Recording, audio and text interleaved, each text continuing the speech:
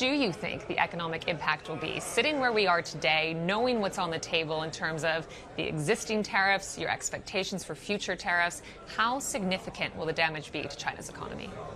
I would echo the earlier speakers that it's going to be a long standoff between China and the U.S., especially after what we saw happening in the past week.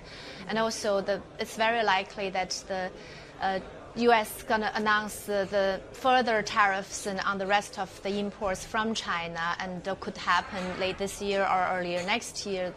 So overall, that I think the direct impact from this tariffs and reduction in the export growth and on Chinese economy could be ranging somewhat 50 to 100 basis points.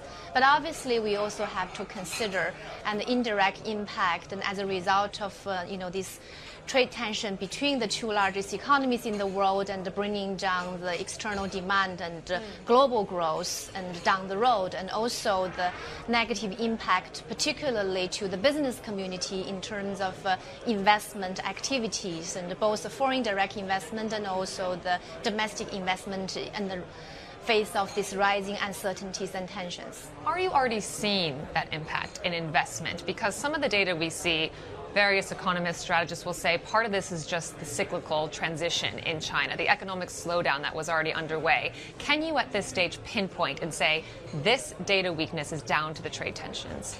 I think you are absolutely right. Actually, the trade tension, the negative impact, I think, has yet to shown in the economic data, and we are probably likely to see just in the coming weeks when China released the September activity data.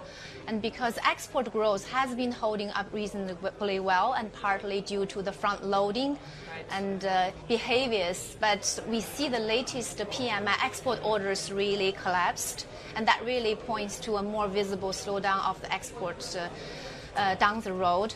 And on the other hand, I quite agree that most of the moderation that we saw was on the back of the government's deleveraging campaign that, in our view, has been lasting for about 2 years already. And our credit measure actually almost halved to around 10% compared with its peak of around 20% in Q2 2016. So that obviously was, I think, the main driver of infrastructure investment deceleration.